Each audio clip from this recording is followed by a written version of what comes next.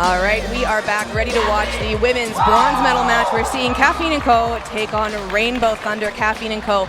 just barely losing to Valkyries. They were definitely trying to get that win in there, and they have come so far in such a short time as a team. It was absolutely beautiful watching that. I do want to give a quick shout out to Beer Fest. So we're going to raise a glass at the Calgary International Beer Fest, Canada's largest beer festival featuring hundreds of craft beers from breweries worldwide, happening on May 2nd, so only next weekend. With tastings, workshops, and food pairings, it's a spirited celebration of beer culture for connoisseurs and casual drinkers alike. And for those of you who are watching from home, keep your eyes peeled in the chat. We are going to be giving away tickets to the event, and I know that this is a big beer city, so you will enjoy it. I'm Kendall Stelmack, joined today by Miguel Blanco, or Michael White. Ooh, okay. I like that. That's for you, Marv, if you're listening. So we actually do have a team out of Quebec, that is Kaffeine & Co. They are from Montreal, Drummondville, and Quebec City. They participated in 2023 Nationals. They almost made the playoffs with the majority of new players on the team. So they have come so far in a very short time. And then we also have Rainbow Thunder, who have been playing together for 8 years. They have won gold, silvers, bronzes. They've got an entire rainbow of medals. Wow, I love the way you put that. Thank you. I tried.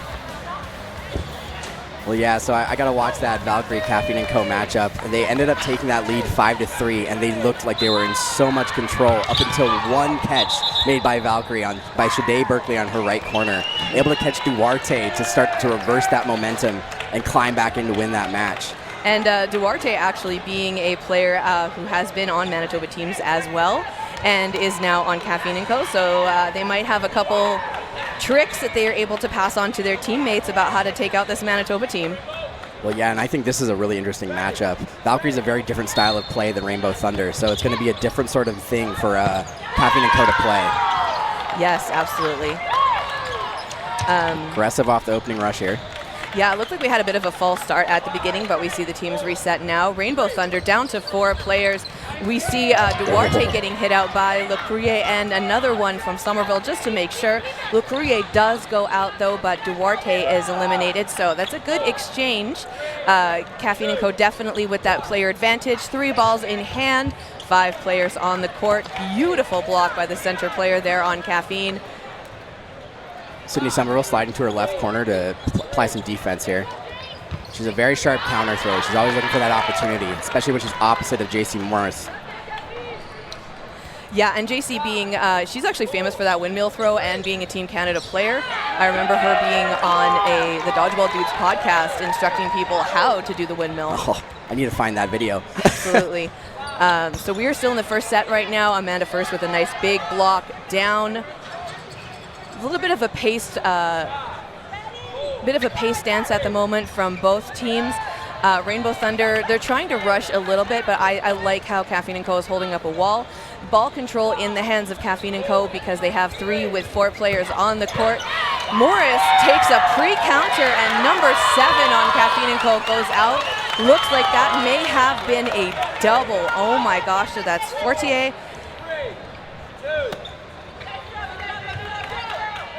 Another one coming in there from first. Looks like it was a little bit of a rush throw. I don't think they were expecting to do it, but Somerville coming in and just tapping out number 27, De Pena, and it was beautifully done. I love to see the willingness to throw that counter, even giving up that second to last ball. It's all about timing and kind of not showing that you're looking to do it.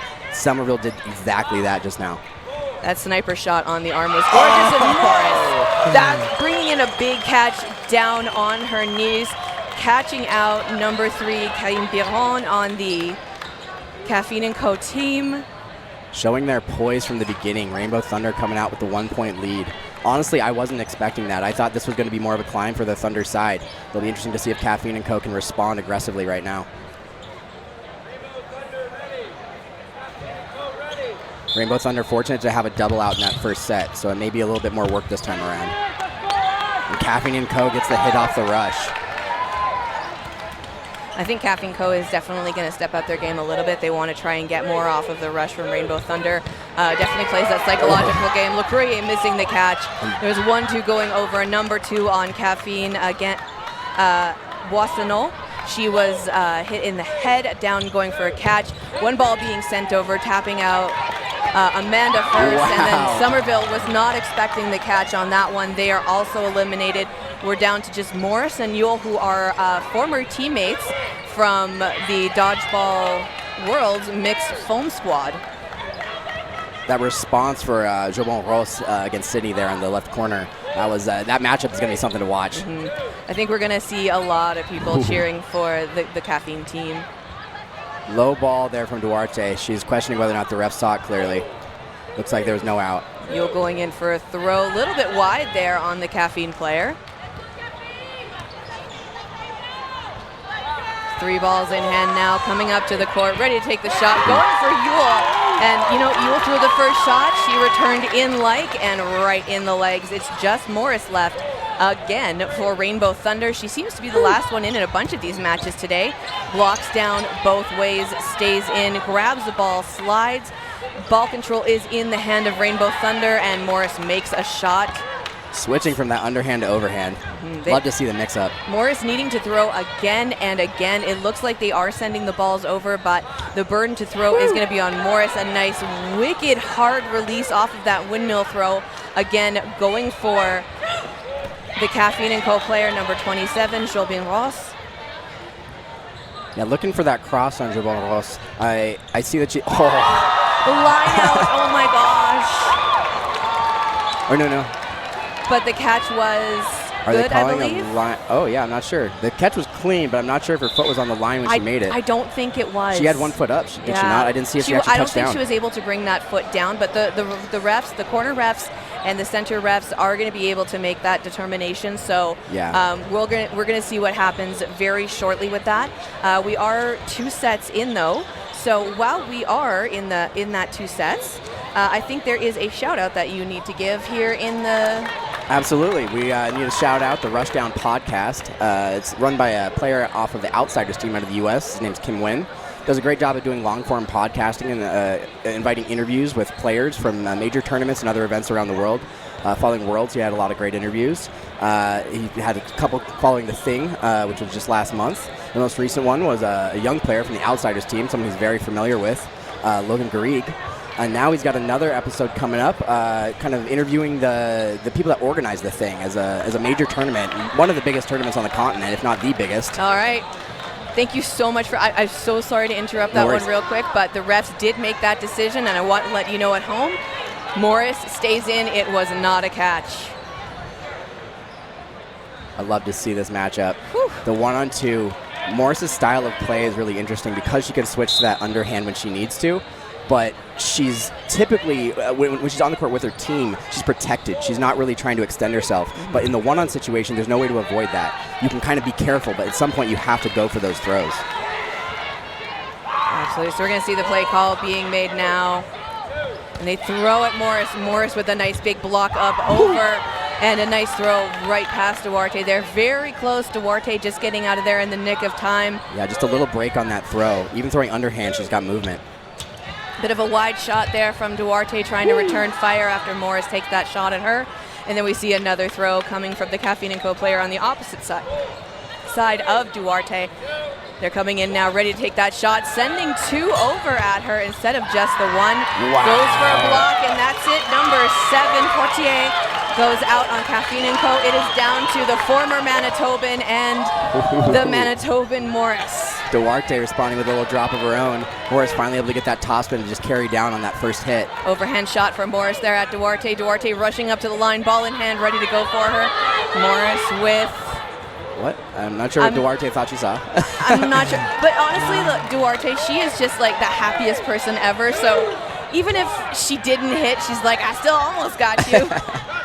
And I love the energy from Duarte. She's always smiling. Yeah, it's one of the best ways that sportsmanship comes through, of acknowledging the challenge that's posed in front of you. These one-on-ones are so much fun, especially when it's players that are this athletic. Ooh, and a 2-ball exchange flying over their heads as both of them getting low. Morris now, she's got the majority of the balls. There's going to be 4 on the side of Rainbow Thunder, so Morris needs to take that shot. Duarte with a nice block up and over to the side so it lands on her court, and that's going to be majority now of balls for Duarte as she throws at Morris. And then she throws another one. It's going to be down to just one ball. Morris takes a shot, gets loaded up with another ball in hand. Burden to throw again on Rainbow Thunder. Duarte is making Morris work for this. Nice block there from Morris again. Yeah, I like the defensive pressure from Duarte. Morris being very cautious, though. Both players seem to know each other very well. Nice clean block from Morris there as well, as Duarte takes the shot and goes up and over, but it sails cleanly. And the headband comes right off. Duarte takes the win for Kaffeine. That's going to make it now 2-1, Kaffeine and Co. I'm almost glad that didn't drag on for too long. We're going to see more team dodgeball here. As much as I love those one-on-ones, those can drag on for 5, even 10 minutes or more sometimes. Well, right now we are at 12 minutes on the clock. So speaking of dragging it out, again, make sure you keep your eyes peeled on that chat. We are still giving away those Beer Fest tickets. All right.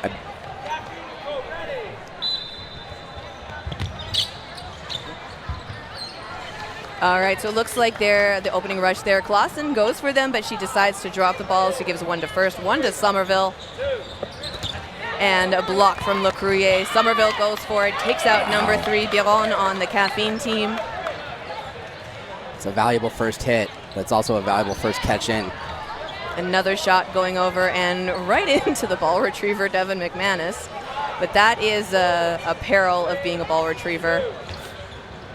Ooh, Jovan Ross with a mean cross. Yeah, that's going to take McLaren out. But honestly, McLaren is also one of those players. They have a smile on their face every time. They're just happy to be here. Somerville almost missing that catch, drops it, grabs it, brings it in, and there's McLaren doing her happy dance on the court because she gets to play more dodgeball. Got her hands up to that ball just in time to slow it down and reel in that catch. She brought it in so clutch. It's one of the most important things about being prepared to catch is having your hands at the ready, especially standing tall like that. Somerville did an amazing job there. Absolutely love their play style. Great attempt from Somerville, but Duarte able to capitalize in the moment in the transition space. So down to 3 players now. We see Duarte on the court again. I think Morris is sitting this one out as she readjusts her headband. Wow. McLaren does go out again, though. Almost looks like that 1v1 has Duarte warmed up. Somerville was eliminated, so they are not able to catch McLaren back in this time. But here's hoping that we'll see a catch from Yule, maybe. She's known for her catching abilities, and that will bring Somerville back on. Love to see them on the court.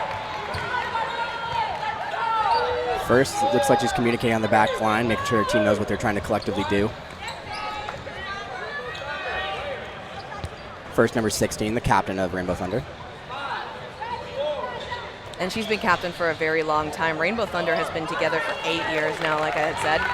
And they just keep bringing on new people. They have a great mentorship program when it comes to their team. They've actually split into 2. Really? So, yeah, there is, in their regular league, they have split into 2. That's awesome to see. Got that A team, B team sort of effect going. I think the B team is their developmental team, and Clausen going out, tap in the knees there. Absolutely well done there from Kaffeine and Co. Nice big shot down, and another one going at Yule. Yule getting down and out of the way.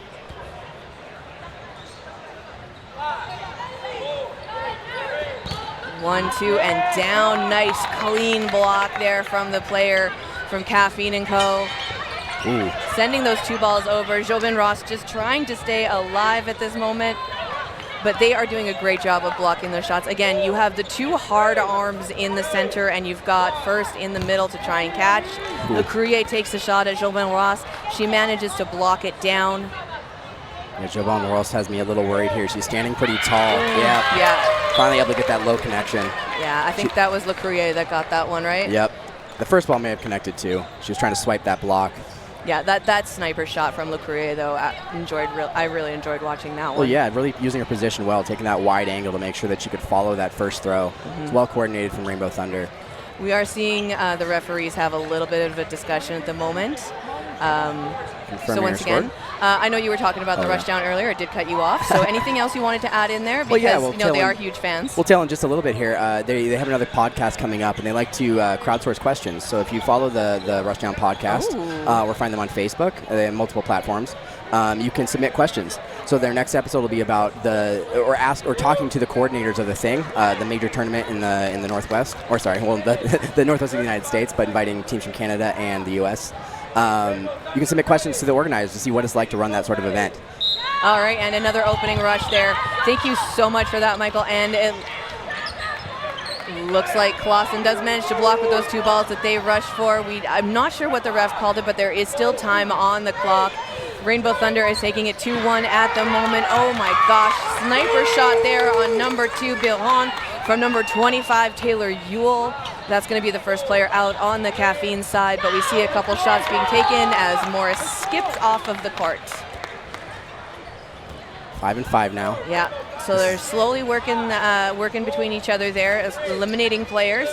Well, yeah, it's really been a head-to-head matchup. Both teams kind of trading blows. Rainbow Thunder with the throw, and Clausen getting it tapped out there. Almost looked like Yule was going to go for a catch, but decided to stop at the last moment. Kaffeine now with the majority of players. Rainbow Thunder down to 4, but burden to throw is going to be on Rainbow Thunder with 4 balls as they come up to the line.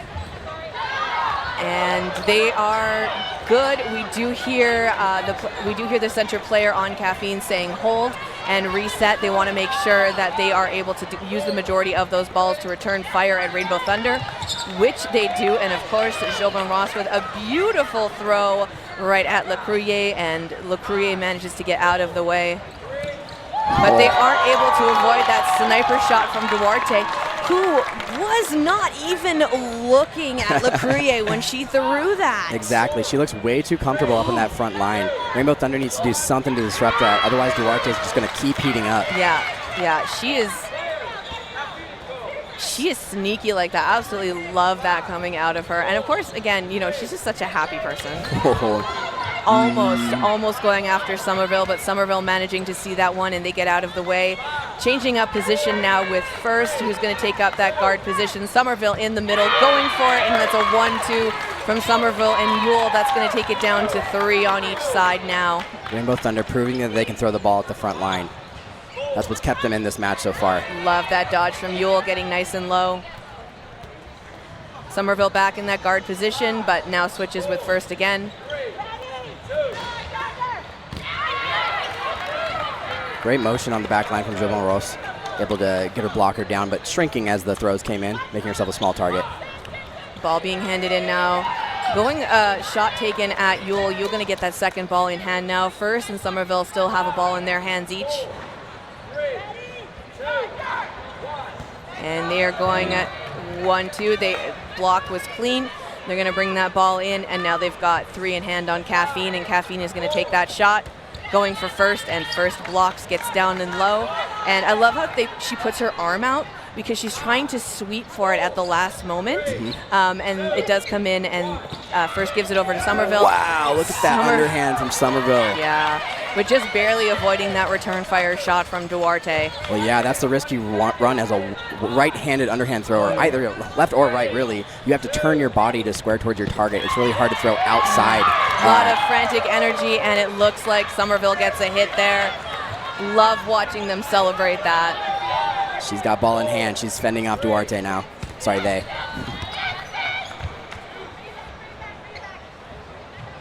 All right, Somerville now staring down Duarte. They still have 3 in the lineup for Rainbow Thunder. We see Yule in the corner. She's kind of been hiding there for a little while we were watching Somerville and First keep trading positions.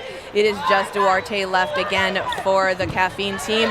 Both balls sail clean over Duarte as she gets down low and slides out of the way. Wow. Somerville with a big catch.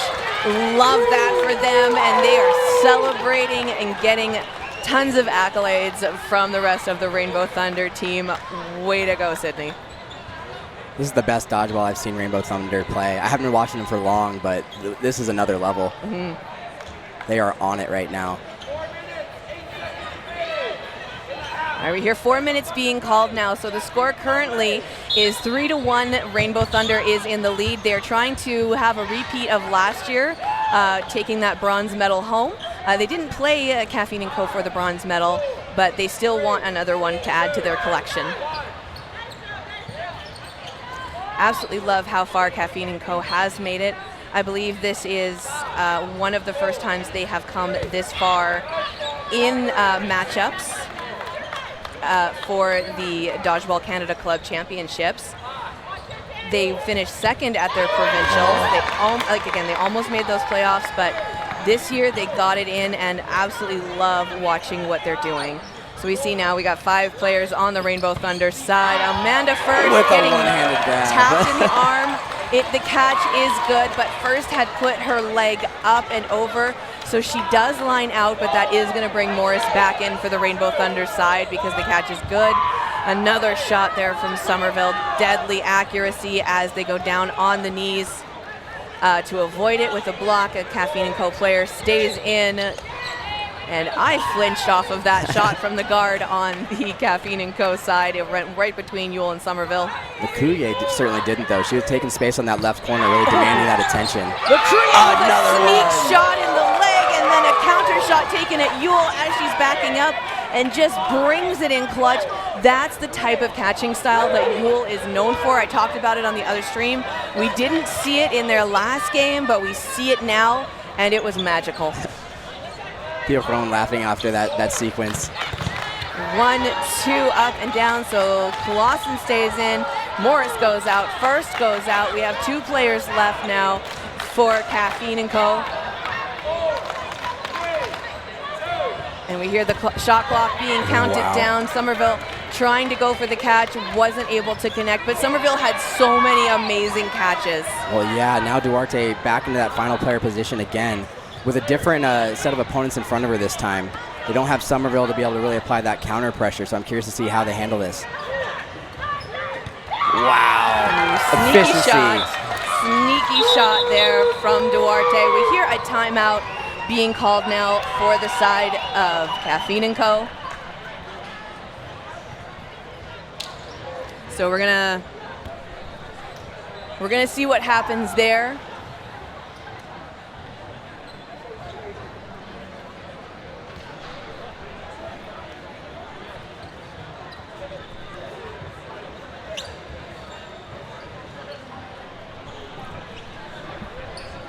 All right. So don't forget, we are going to have that player of the game coming up very shortly, so there may have been a little bit of whispers that you heard. We are just trying to figure out of all the amazing athletes that we are seeing in this game, who we want you to vote for player of the game. I think we've got some pretty good names in there. You know, if you guys say something in the chat, we'll see what happens. We do have a couple minutes left, like we said, in this first half. It's about a minute and 46. Minute and 46 on that shot clock there. Rainbow Thunder leading 4 points to 1. Kaffeine & Co. wants to bring this back. We'll see if they're a second half team as they line up for another rush. Do you think this one's going to go into a no block based on the time? I would guess so. This has been so head-to-head and back and forth that I can't imagine this kind of getting out of hand for either team. But, you know, Rainbow Thunder's starting to reel in some catches here. If they can really kind of lock that in and keep it up, it's going to be difficult for Kaffeine & Co. to get ahead and slow this down. Yeah, I really want to see Kaffeine & Co. Close the gap on that point. I mean, it is a Manitoba team, but I really, really want to see Kaffeine & Co. because they have been doing such an amazing job of holding their own, especially, you know, with how long of a team they have been. They did bring in some more seasoned players to do a lot of mentorship with them, and it's definitely shown since Montreal. We see a play call being made by Duarte with a huge grin on her face as she comes up to the line, and they take the shot from the guard position there on Kaffeine & Co. That's going to be a nice clean hit. Only 4 players left now for Rainbow Thunder with a minute left on the clock. Wow. Responding to Boissonneau taking out Morris there, putting 2 balls on target. Boissonneau was double checking that one. It seems that because of the way they threw the balls, they may have hit each other. But, oh no, it looks like one went up. Either way, Boissonneau does get eliminated. But that was, again, the eagle eyes on the refs. Huge shout out to them. Also, huge shout out to the hats that were provided by Tourism Calgary that we've seen people wearing all weekend. Gotta love it. Everyone has been wanting to get their hand on one just for the fun of it. and we are hearing the crowd chanting now, "Let's go Thunder," as they take their shots. It's a 1-2. Clausen throws, they block and go down, but Kaffeine rushes to the line as Rainbow Thunder's on the retreat. They come up there going for McLaren. McLaren managing to stay in. Well, yeah, and a great effort there from Clausen on the right corner, really trying to draw attention, but Kaffeine & Co. is committed to their target. It's going to be hard to disrupt. Clausen, also one of those players coming from a softball background, so we might see some of those windmill shots from her as well. A lot of players on Rainbow Thunder do come from that background, so I think it's definitely become a signature trademark of Rainbow Thunder. It is on a lot of other Manitoba teams as well, but considering this is what they're known for. And we hear the shot clock counting down from the crowd, and we hear the whistle. Oh, wow. The catch, the hit does count on Yule. She's going to have to go out.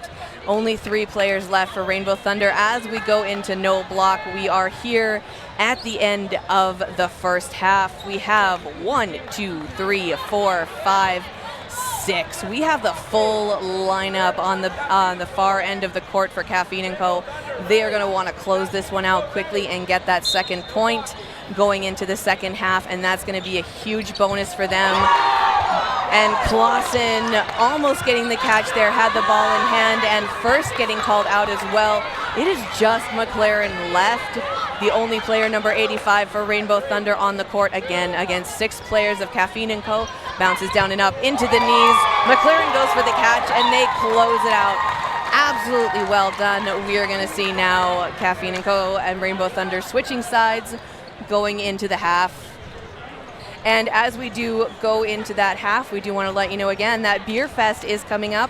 If you like beer, if you like partying, if you love the city of Calgary, May 2nd, that's where you want to be, at Beer Fest.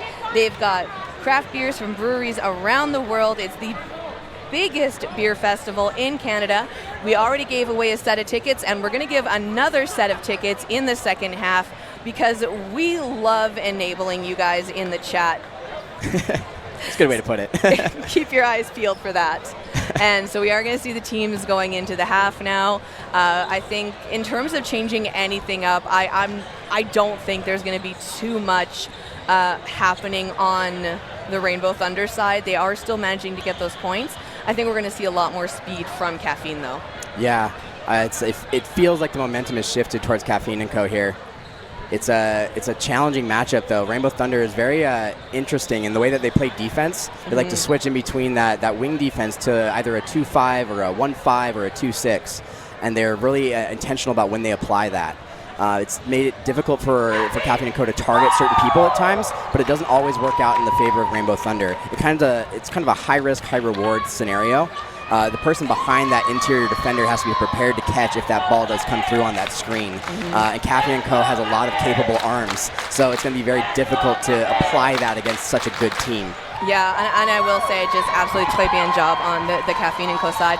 I'm not that far into my Duolingo, but I will say, again, the great strategy, the great athleticism, absolutely magnifique, Kaffeine & Co. Magnifique.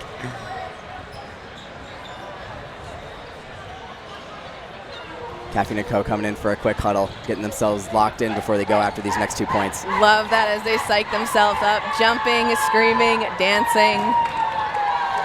The camaraderie in general, absolutely enjoy seeing that from the teams. And again, coming into this, great attitudes all around. Well, I'd love to praise the credit of Dodgeball Canada in general. This is my first time coming to a club championship, and everything I've seen at this tournament has been exceptional, particularly the attitude from all the teams at this level of competition. It's really great to see. Oh, well, thank you. Make sure to put that on our Yelp page. All right, so we see the corner refs making sure they know where the line is. It looks like we've had a couple instances in the past where players have had their foot close to the line, but they've had their foot up, so it's not actually on the line. Yeah, you might be touching it with your heel, but as soon as you go into that step, you lift it. Exactly. So huge shout out to the corner refs for keeping those players grounded, literally. And we're going to see the opening rush now with no hits being made. It looks like Boissonneau got down and out of the way of that one. Duarte making that play call, Bjorn agreeing with it, and they're going to go for the throw on LeCourrier. LeCourrier blocks it up. And, oh, it was a hit, so Le Courrier does go out. Yeah, it's interesting that you say that. There's a lot of dynamics working on the communication side of Kaffeine & Co. Speaking of catches, though, Biron with a big catch, bringing it in clutch, dropping to her knees, making that play call, going for it, and Yule was the target there. Galayini with that cross. She's got a wicked arm. She doesn't use it all that often, though, so you really have to keep your eye on her. Duarte tends to take so many throws that all the other arms on the Kaffeine & Co. side can really draw efficiency out of how good they are at throwing. Duarte becomes a distraction, kind of the expectation, and then the others just light people up. Nice double block there from Boissonneau after the throw from Clausen and Yule. We see first making that play call, going for it. And throw being made by Boissonneau. It was close. Hit being called. It looks like it went into the hand of Yule as she was holding the ball. So Clausen gets eliminated as well. It is just first left. Still the full lineup again for Kaffeine & Co. They are doing a great job of keeping players on the court while taking out those Rainbow Thunder players. But, you know, Rainbow Thunder is putting up a huge fight themselves. First getting down and low, going for that catch. I love when she does that. She did turn to go for one. Her shoulder got the other, but the strategy there that why first will do that is even if they can catch a ball, and they get hit out, they still bring someone on, so Rainbow Thunder lives to fight on. Then you're right. I like that you pointed that out because she did a great job of actually squaring her body to the first thrower, and it got her kind of caught in a bad spot. But you have to pick and choose which ball you go to for that reason. The ball that she was going for, the one that she squared to, was just a little low right. You saw her bring her hands back up. It was an intentional save on her part to realize she couldn't catch that ball, but then that second one came in. And that's the risk you live with when you go for that catch. I honestly think that's the right play to make when she's in that 1-on-6. Okay, so it looks like 1-2. So while we were talking about that, Clausen got hit out. Boissonneau got hit out. There was a bunch of hits from players. Fortier got hit out. Again, we're going into another set there. So Kaffeine & Co. closed the gap after that hit on first. So now if Kaffeine can get another point, it is going to be a tie game. Wicked throw from Morris. Yeah, Jobin Ross going out, so it is just number 6, Galahini, left for the Kaffeine team. And 1-2 from Rainbow Thunder. We see them celebrating on the court. So it is still a 2-point differential, but it's only 2 points as we are still with 16 minutes here in the second half. Yeah, a lot of time, but this tug of war. Neither team able to kind of command the control of the court that they want to maintain from point to point. Rainbow Thunder with the advantage having that 2-point lead. They can kind of take their time. They don't have to overextend themselves. Kaffeine & Co. may start to try. Almost very close. I love how they held on to it right at the last second because they saw Le Courrier coming for them, but Fortier stays in. And a cross shot between Boissonneau and Biron on Clausen. Clausen managing to stay in, though. Yule getting a ball in hand as she comes up to the court with the other players from Rainbow Thunder. Somerville making a big hit. Beautiful crossfire from the Rainbow Thunder side. And that takes out Yelahini. Yeah, leading with the first cross, almost using that as a distraction to then send the second. Nice block down from Jobin Ross going up. Cross-court shot taken from Boissonneau, taken out Yule. We hear one ball being called down, and we're seeing Taylor No on the court. We haven't seen her play yet for the Rainbow Thunder side. Very rare that Rainbow Thunder switches up their lineup. We do see a hit made on Morris, so it's going to be down to Somerville, Clausen, and No. I meant to say earlier, I noticed that consistency. Ooh, down and into the leg, so No with that block. Unfortunately, it does connect. It's going to be just Clausen and Somerville now for Rainbow Thunder as Kaffeine & Co. keeps their player majority up with 4, but Jobin Ross going for a catch just on the fingertips. They go out. Yeah, just opening up a little too wide for that catch. I like the idea, but her hand was a little too far out there and couldn't quite pull it back in time. Biron with a shot on Clausen. Clausen managing to get out of the way, but that's going to give 4 balls to Rainbow Thunder now. Clausen with a shot on Boissonneau. Boissonneau blocks nice and clean. Man, it feels like every time you see 3 players left on the Kaffeine & Co. side. And Boissonneau cleans that one out again. That first shot Nope, but now she knows exactly where to put it, and that takes out Clausen, and it's just Somerville left. Somerville whips one over, sends it, catches it, catches another. They're on fire. Somerville, oh my, holy Hannah Montana. I can't swear, but you can assume if I'm bringing out a Disney reference, it was a big one. Biron getting low and out of the way, avoiding those shots from Morris and Yule, and then Biron taking a shot at Morris. Morris getting out of the way. Rainbow Thunder may need to calm their energy right now. That's a hot moment, and there's But good the reason to have that excitement. in the room, I just felt the heat rise from that double catch. They're up against Biron, though, and Biron is so good about closing these one-on situations. I got to watch her in that last set against Valkyrie almost go through a 1v5. Biron getting ready to throw now, and she does. It doesn't connect, sending another one over to Morris. No balls in hand. That's going to leave them super vulnerable. Great job to the ball retriever, loading them up as they are on the retreat, sending two into her hands. So she's able to block, but instead she takes a pre-counter at Yule, and that's going to hit Yule out. I looked like Rainbow Thunder was trying to communicate something, and Yule looked away for just that half second. Biron seeing the opportunity. You cannot do that against Biron. And Morris going out. It's a 1v1 against Biron and Somerville. Even Somerville was clapping for that one. Well, yeah, she was doing the rock, paper, scissors. She's like, no, let's not do this. Let's just decide it the easy way. All right, Somerville getting nice and low. They're putting both their balls on the ground. They're getting ready to square up against Biron. Biron throws, and we hear the crowd chanting Biron, and it goes just over her on the recoil there. Biron tries to go for it, but it goes a little wide on Somerville. Blocks that shot from Somerville. Somerville's intimidating on that back line, just poised, open for the catch. This is such an intense match. Nice jump out of the way there, a little hop skip. Biron kind of surveying the situation, unsure of how to Somerville throw the ball. squaring up. They're going to throw from the knee. They go for it. Biron goes down. Another one! Somerville with another catch. Oh my goodness. Okay, so we're going to have those players of the match coming up very shortly. Glad we called it when we did, because we both looked at it and we're like, yeah, Somerville, they need to be on that list. This is trended all the way through the match. They came out so effective in the first half, carrying into the catch game now in the second. That's just great dodgeball, being able to switch between your talents and your abilities like that. Yeah. And ref letting them know how much time is left on the clock. To the spectators in the audience, we are down to about 11 minutes, 40 seconds. Rainbow Thunder currently in the lead, 6-3. Nice shot there from Yule. It goes in between the two players. We've got Wilson on the court. We haven't seen them yet. Right next to Jobin Ross. And Clausen with a double tap in the knees. Jobin Ross with a block. It goes up. Three ball defense on the Kaffeine, or no, on offense. And Jobin Ross takes himself out.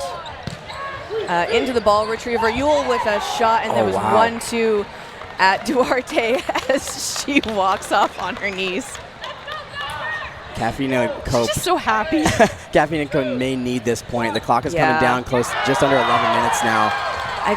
They are calling the catch good. They are calling the catch good, so that is going to take out Boissonneau on the left here.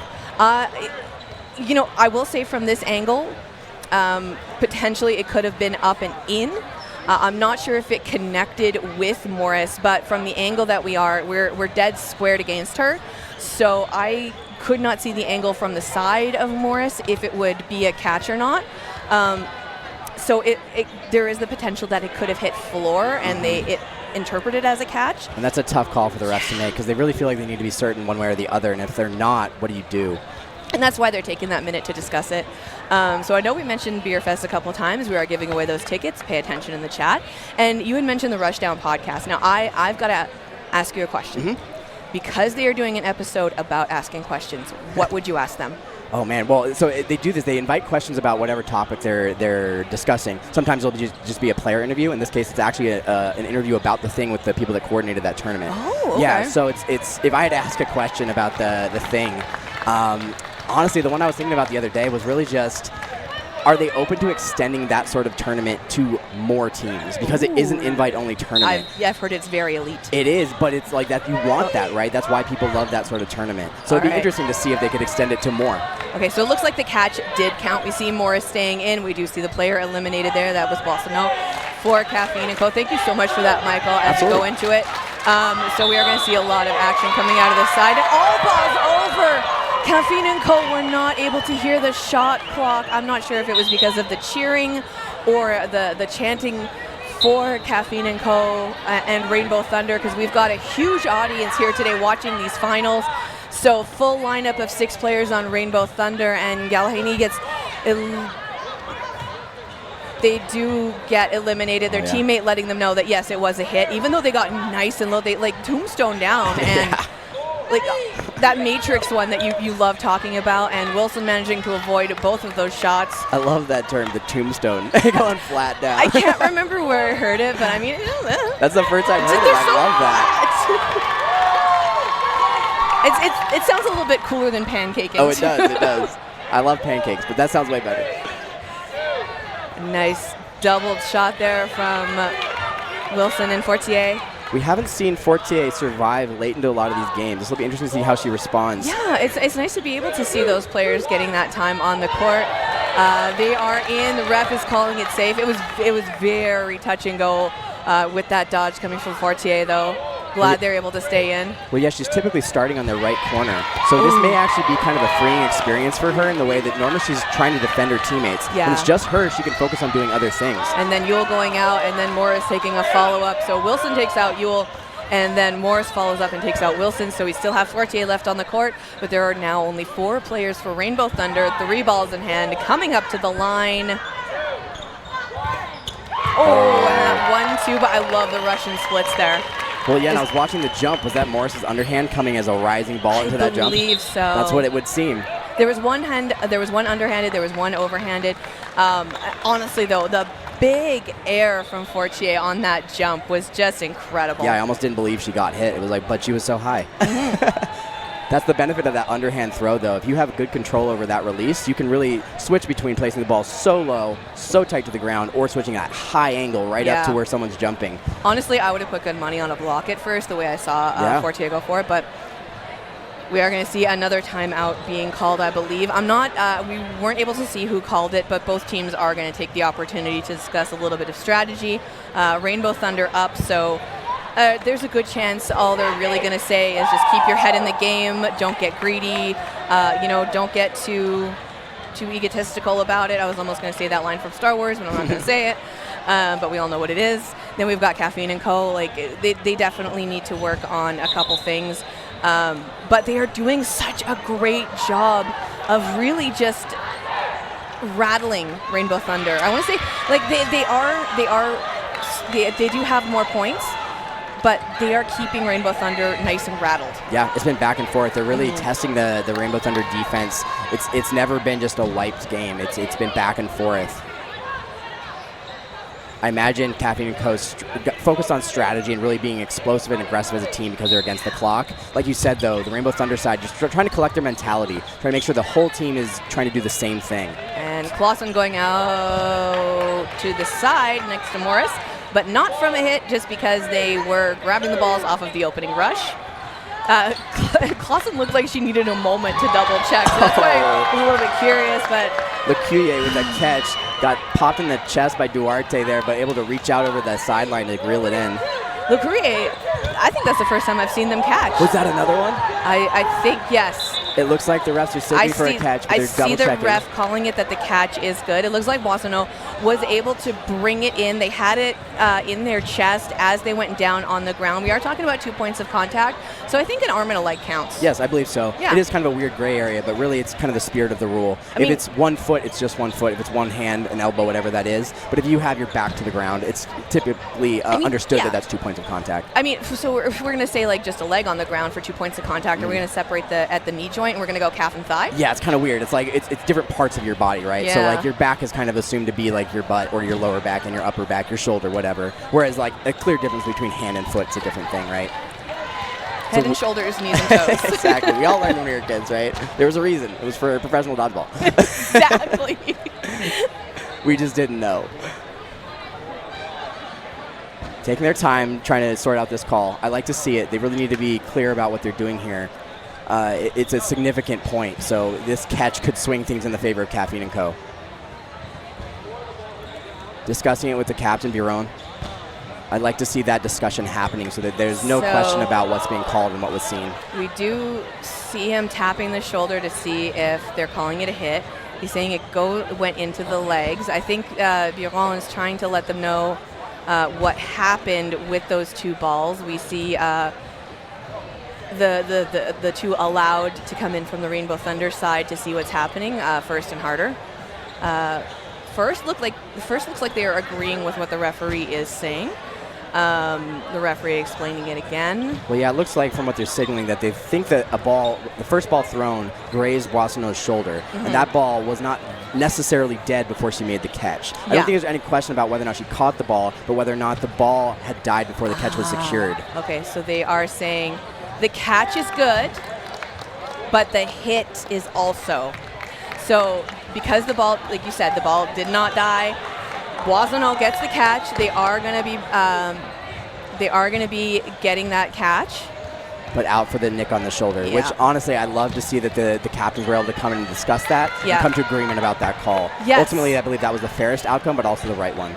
And I like how well everyone took it and agreed with it. Yeah, that's the kind of thing we need in the sport. It's so difficult to ref that we really appreciate that kind of sportsmanship from both teams. Yes, but also no comment. Wilson managing to stay in, just barely, absolutely love that little dance on the line. Wilson coming up to the line now, taking the shot, going for Ewell. Ewell blocks down. That was the only ball sent over. I think the way they blocked it, it's going to be a ball majority now again for the Kaffeine team with 4 players on against 5 from Rainbow Thunder. Ewell being the target there, managing to hold that ball up.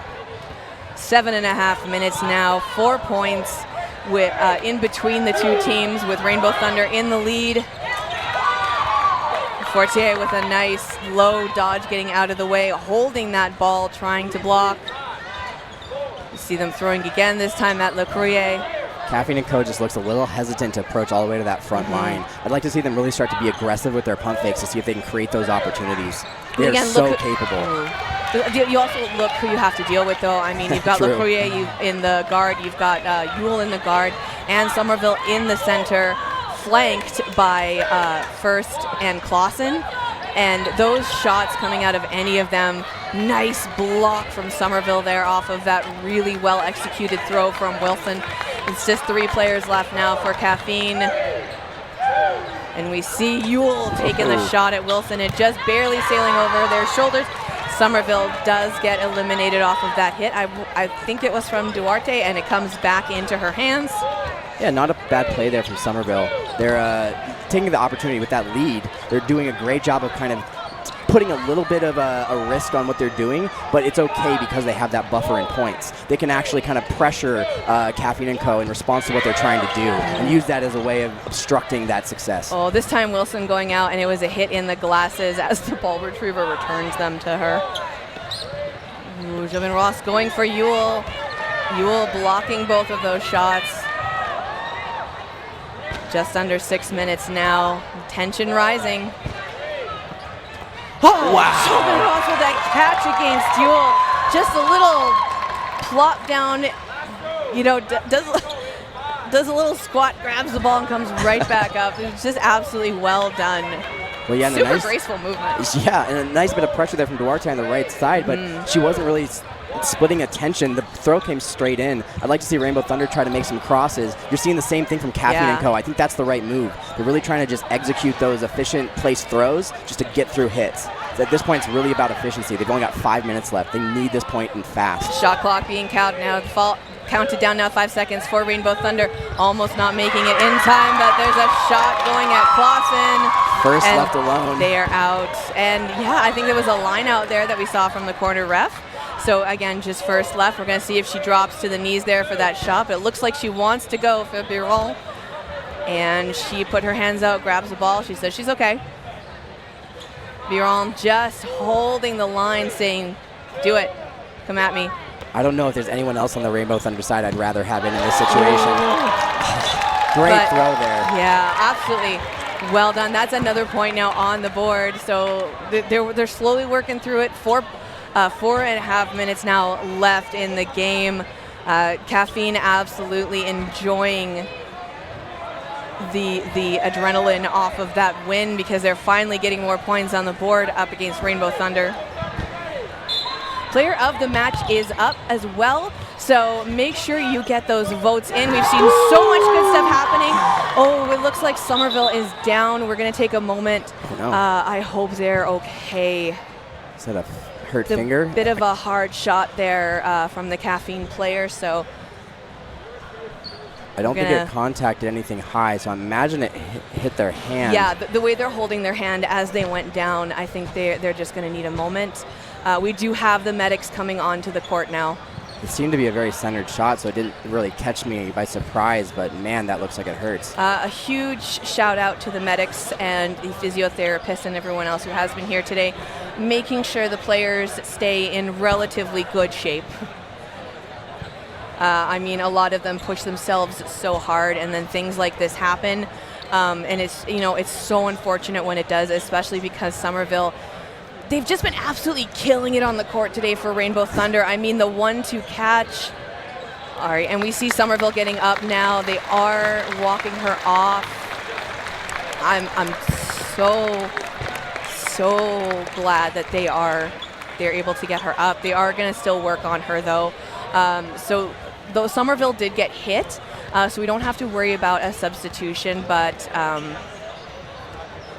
in the chance that Somerville had not been hit out, Rainbow Thunder would have been allowed to substitute another player in because it looks like Somerville may be out for a while.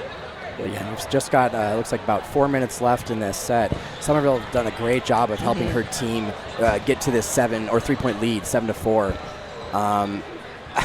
I imagine even having to stay off the court if she's been injured to that point, she should be confident in her team at this point.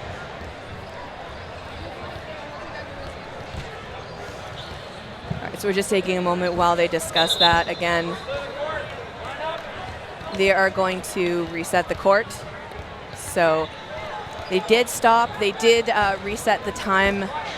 It looks like they did get Somerville off of the court somewhere where they can work on them. I hope, again, it's not too serious. Another wicked underhand there for Morris. And got the hit. Yeah, Boissonneau double checking with the ref. It's so hard to tell when that ball hits you when it comes in that low. Oh, absolutely.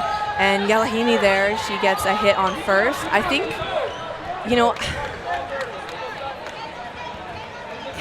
I just based on the mentality there, I being worried about your teammate, I think that might have caught a couple players of Rainbow Thunder off guard.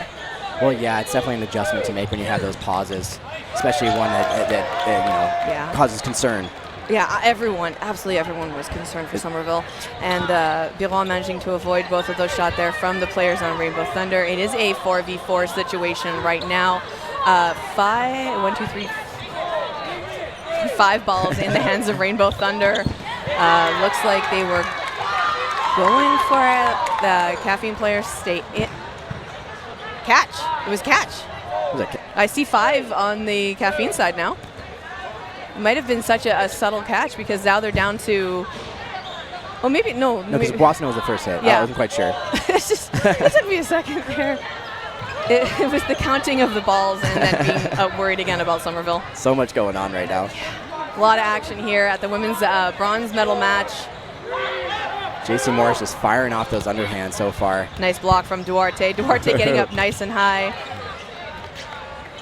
Interesting release there. Coming out of that jump and just kind of using her wrist to just throw a quick shot on the corner. It might throw them off. It might get them some balls baited for them as well. It might entice Rainbow Thunder to throw over more than just one. So I can definitely see that being a strategic move. Yeah, absolutely. Also, Duarte just likes to be jumpy.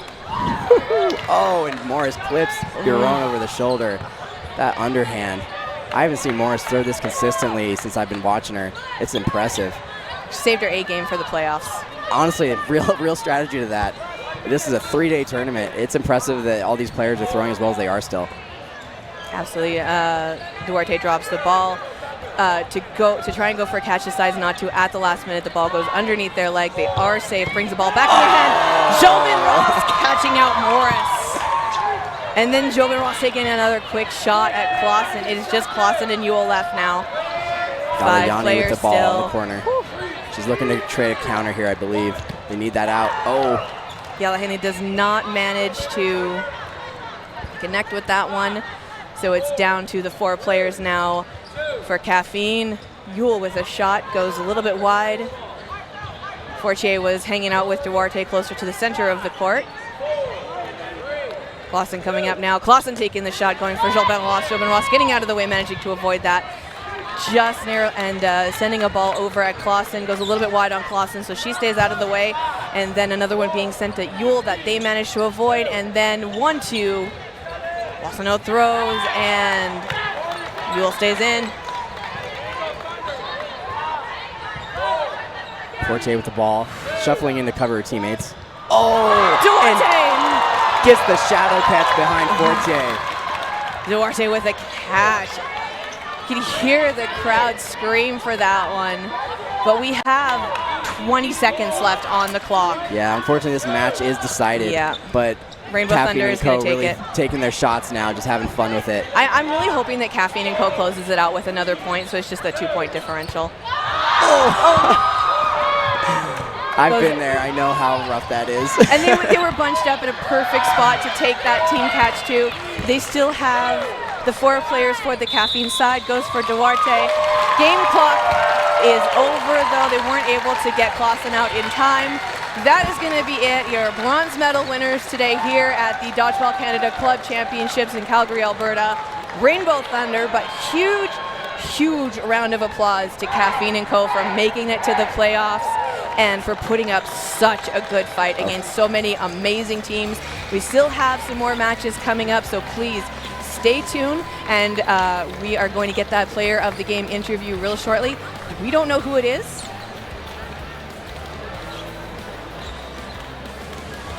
All right, so as we correctly predicted, Somerville did get player of the match, but because of that injury, we'll see if they feel comfortable talking on camera. If not, we will try and find another person off of the list to sing Somerville's praises, because again, Somerville absolutely earned that player of the game. Again, stay tuned. We've got more dodgeball coming up. All right. So again, keeping attention to this stream is going to be the only one now as we get to the tail end of the day. Don't forget to check out the beer garden, which I'm about to do. Thank you so much for joining me. I've been Kendall Stelmack. This is Michael White. And we're out.